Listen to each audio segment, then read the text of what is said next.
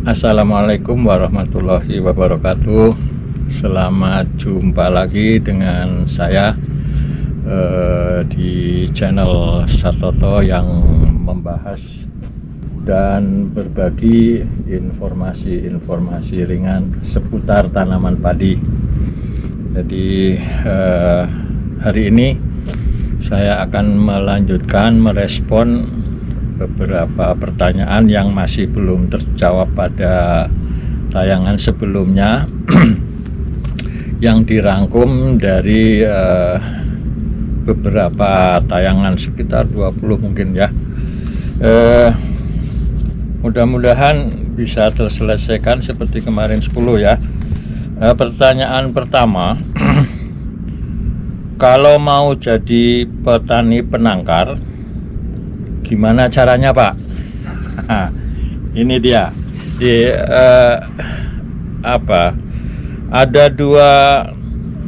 Ada dua pengertian ya. Yang dimaksud penangkar di sini adalah produsen benih atau bagian dari produsen gitu ya.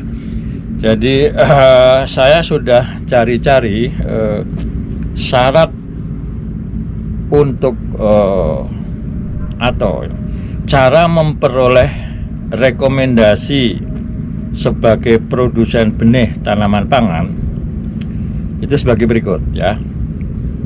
Jadi pemohon mengajukan usulan rekomendasi kepada Kepala BPSB TPH ya. Dilampiri 1. Fotokopi kartu tanda penduduk. Kedua, foto ukuran 4x6 2 lembar. 3. Fotokopi akte pendirian usaha dan perubahannya untuk badan usaha, badan hukum, dan instansi pemerintah ya. Kemudian fotokopi nomor pokok wajib pajak NPWP ya. Kemudian berikutnya yang kelima adalah rencana kerja tahunan produksi benih bina tanaman pangan, meliputi jenisnya, varietas, kelas benih, dan jumlah benih. Kemudian berikutnya keterangan penguasaan lahan ya, luas dan status lahan. Kemudian yang nomor 7, keterangan penguasaan sarana pengolahan benih ya, jenis, jumlah, dan kapasitasnya berapa. Kemudian keterangan penguasaan sarana penunjang, alat transformasi, gudang, tempat penyimpanan benih. Yang terakhir adalah jumlah dan kompetensi tenaga kerja di bidang pembenihan. Nih, saya carikan ini syaratnya seperti itu. Tapi bisa juga yang dimaksud di sini adalah terlibat dalam satu produsen benih sebagai mitra ya. Itu tinggal ke pimpinan produsen itu sendiri langsung saja melamar di situlah. Ini biasanya banyak terjadi di produksi benih F1 hibrida gitu ya. Kemudian pertanyaan yang kedua, Prof bahas juga tentang label padi, label kuning sampai label ungu. Saya kira ini nomor 2 dan nomor 3 bisa digabung ya. Karena pertanyaan ketiga adalah, tolong Mas tanyakan bagaimana cara mempertahankan benih padi agar tetap rata tingginya, juga tidak keluar padi yang mirip ketan ya. Biasanya bulirnya mirip padi ketan ya. Oke, jadi dua pertanyaan itu saling terkait, saya kira bisa saya jadikan satu. Memang sampai saat ini alur produksi benih itu kita masih menganut bahwa untuk benih padi kita ada 4 kelas, yaitu breeder seed atau benih penjenis ya, labelnya kuning. Kemudian kalau label kuning ini diproduksi akan menghasilkan label putih, yang disebut benih dasar atau foundation seed atau FS, yang kemudian kalau FS ini ditanam menghasilkan benih kelas di bawahnya, yaitu benih pokok atau stock seed atau SS. Nah, SS ini kemudian ditanam lagi untuk memproduksi benih sebar, yang mana benih sebar inilah yang ditanam oleh petani untuk konsumsi gitu ya. Sebetulnya ada 5, karena di atas BS itu ada satu lagi yaitu NS, nukleosid atau benih inti, yang dihasilkan oleh pemulia dari varietas yang bersangkutan. Nah, itu urut-urutannya kelas benih. Kemudian BS itu biasanya kita gunakan NS ya. NS itu berasal dari Malai, dari varietas yang akan kita produksi benihnya. Satu varietas paling tidak ada 3000 Malai, dipilih oleh pemulianya yang benar-benar itu adalah tipikal dari Malai varietas yang bersangkutan. Kemudian tanpa dirontok, Malai-Malai tersebut kita semaikan ya, 3000 itu ya. Jadi memang perlu lahan yang agak banyak ya, tapi saya kira nggak terlalu banyak sih. Jadi ada 3000 Malai tanpa dirontok kita semaikan. Kemudian benih-benih yang berasal dari satu Malai yang sama kita tanam ke dalam barisan ya. Sedapatnya berapa, bisa 1 baris, bisa 2 baris, bisa 3 baris atau 5 baris ya. Demikian seterusnya Malai pertama sampai Malai ke 3000 tanpa di rocking. Nah, setelah berbunga, setelah fase reproduktif hampir panen gitu, kita lihat keseragamannya, dari tinggi, dari bentuk gabah, dari bentuk daun bendera, dari morfologi yang lainnya. Lah, barisan-barisan yang beragam itu kita anggap berasal dari Malai yang belum seragam. Ini kita buang. Jadi yang kita pertahankan adalah barisan-barisan yang seragam, karena kita anggap bahwa ini berasal dari Malai yang sudah seragam. Oke ya, jadi yang dipanen adalah barisan-barisan yang seragam, karena itu artinya berasal dari Malai-Malai yang sudah homogen ya. Jadi NS menghasilkan BS atau label kuning, BS menghasilkan FS atau benih dasar, dan seterusnya sampai benih sebar gitu ya. Itu kemudian pertanyaan berikutnya yang nomor 4 adalah sebagai berikut. Pak mau tanya, apa bisa hasil panen padi hibrida terus dibuat benih ditanam kembali ya? Saya berulang-ulang mengatakan bahwa masalahnya itu bukan bisa atau tidak bisa ya. Bisa saja asal ada asalnya gitu ya. Di kalau pertanaman hibrida ya, kan ditanyakan hasil panen padi hibrida ya. Pertanaman hibrida kita panen, sebetulnya yang kita panen itu adalah gabah-gabah generasi F2 ya, atau turunan kedua. Nah, turunan kedua itu sudah bersegregasi atau istilah gampangnya itu menyebar. Teoritis 25% kembali ke tetua betinanya, 25% kembali ke tetua jantannya, 50% masih tetap dirinya sendiri ya. Jadi secara teoritis kalau F2 ini kita jadikan benih dan ditanam, maka hasil panen pada generasi berikutnya itu, pada musim berikutnya, secara teoritis akan turun 25% ya. Karena tetua betinanya kan mandul, ini hampa, tidak menghasilkan gabah ya. Jadi teoritis akan turun 25%. Jadi kalau hibridanya 8 ton dipanen, hasil panennya ditanam lagi, maka pertanaman musim kedua akan hanya menghasilkan 6 ton. Itu teoritis ya. semuanya bisa terjadi, termasuk juga tidak seperti itu. Karena memang secara fisik kita tidak bisa membedakan gabah-gabah mana yang 25%, mana yang 50%, mana yang kembali ke tetua betina, mana yang kembali ke tetua jantan. Secara fisik nggak bisa dibedakan. Itu yang keempat. Kemudian yang kelima, Prof, apakah galur A bisa ditanam kembali kalau panen? Ya, bisa, tetapi tujuannya bukan untuk konsumsi. Galur A ini ditanam untuk menghasilkan benih F1 hibrida dengan cara ditanam bersama-sama dengan restorer atau tetua jantan yang pasangannya di lokasi yang sama dengan rasio tertentu, dengan beberapa perlakuan tertentu untuk menghasilkan benih F1 hibrida.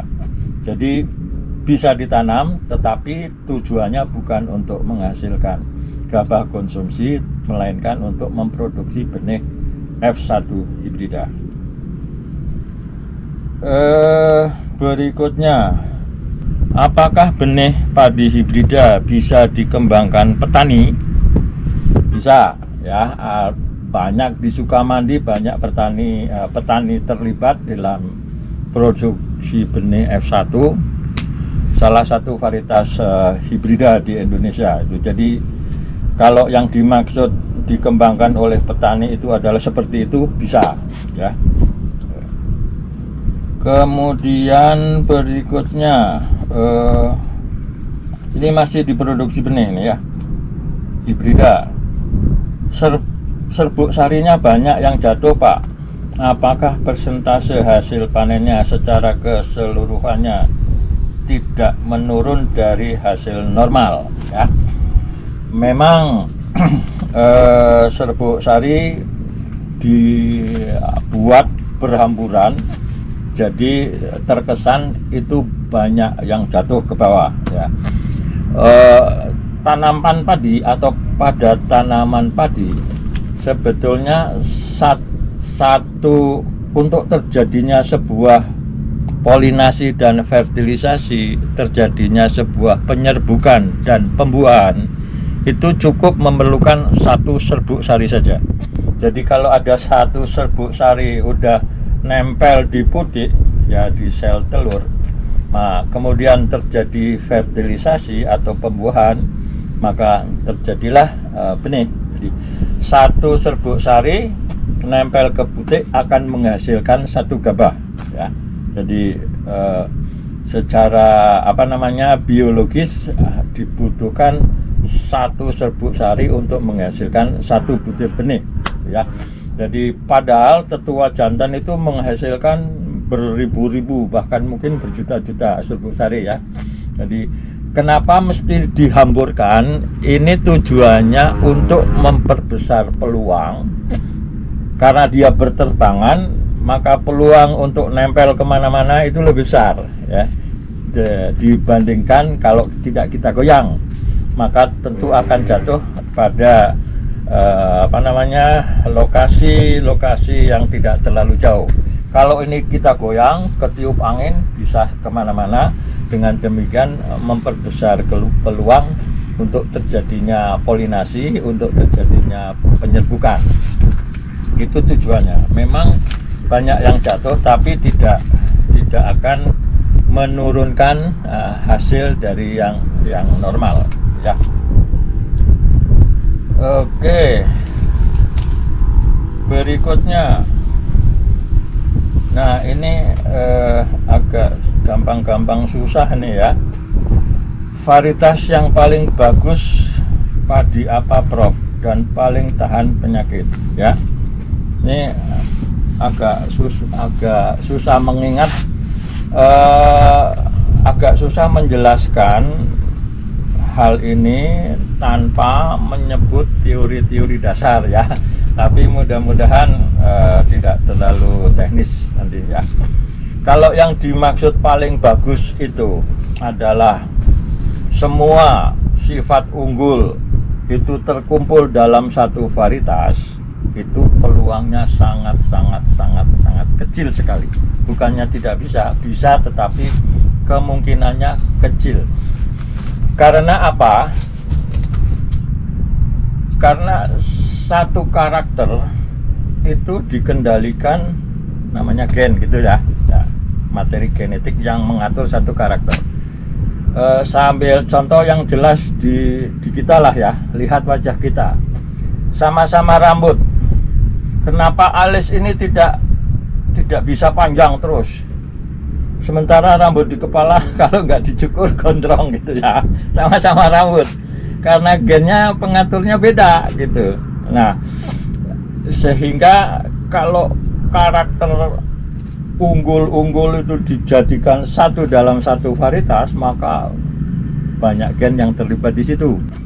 Apalagi kalau karakter itu, sifat itu sifat yang dipengaruhi oleh lingkungan ya. Biasanya sifat-sifat kuantitatif seperti hasil misalnya, terus jumlah anakan itu. Jadi semakin banyak sifat unggul tergabung dalam satu varietas yang sama, maka peluangnya semakin kecil ya untuk mendapatkan itu. Umur genjah, rasa enak, hasil tinggi, tahan ini, tahan itu, kualitas ini. Hama penyakit aja mungkin bisa 10 itu. Wareng 3, ya, biotip 1, 2, 3, kresek 3, 3, 4, 8. Terus belas itu 4. Itu kalau di total harus tahan semua. Yang paling bagus kan seperti itu tuh. Jadi bisa, cuman peluangnya sangat kecil, sehingga untuk mendapatkan itu diperlukan waktu yang lama dan volume kerja yang sangat besar. Oke, berikutnya beralih dari hibrida nih. Seperti pertanyaannya seperti ini. Inpari 32 di daerah saya sudah rentan WBC, orang batang coklat ya, virus kerdil dan sundep. Ada saran varietas apa untuk ganti 32 yang setara produksinya namun lebih tahan WBC, kerdil dan sundep? Nah, itu pertanyaannya. Kalau virus memang belum ada yang tahan ya, paling kita dekati dengan cara membuat varietas itu tahan vektornya ya. Kerdil rumput ya, kerdil Grazistan dan Ragistan itu kan vektornya warna coklat, artinya si virus itu bisa ditularkan oleh warna coklat. Nah, karena yang tahan virusnya itu belum atau susah didapat, maka kita mendekatinya dengan cara membuat tahan terhadap warna coklat. Kalau dia tahan warna coklat, artinya tingkat penularannya itu bisa ditekan gitu ya. Nah, untuk itu maka sebagai pengganti 32 itu ada beberapa ya, antara lain Inpari 33. Inpari 33 itu tahan warna batang coklat. Kemudian Inpari 47 itu juga tahan. Kalau 32 memang lebih kuat ke arah kresek sebetulnya, bukan untuk warna coklat ya. Kemudian berikutnya yang terakhir ini ya, tanya Prof, apakah perubahan iklim pada padi terjadi serangan hama apa saja gitu ya? Ya, seperti yang pernah saya katakan di tayangan sebelumnya, perubahan iklim itu kan bisa berdampak langsung, bisa juga berdampak tidak langsung ya. Tidak langsung di sini antara lain adalah adanya perubahan dinamika populasi serangga. Nah, ini bisa terjadi untuk serangga apa saja, termasuk serangga-serangga yang termasuk hama ya. Paling terasa itu adalah hama penyakit utama tadi ya. Untuk hama ya pasti warna batang coklat. ya. Kondisi seperti saya pernah katakan, hari ini hujan, besok tidak, lusa hujan, kemudian hari berikutnya tidak, itu sangat disukai atau sangat kondusif bagi warung coklat. Dan kondisi seperti itu ada kemungkinan bisa terjadi ledakan untuk warung coklat.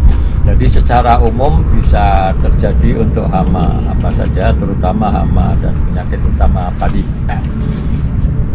Mungkin itu artinya dari pertanyaan-pertanyaan yang belum saya respon ya. Mudah-mudahan jawaban saya seperti apa yang dimaksud oleh penanya ya. Terima kasih dan mudah-mudahan bermanfaat. Tetaplah berkarya untuk pangan Indonesia. Terima kasih. Assalamualaikum warahmatullahi wabarakatuh.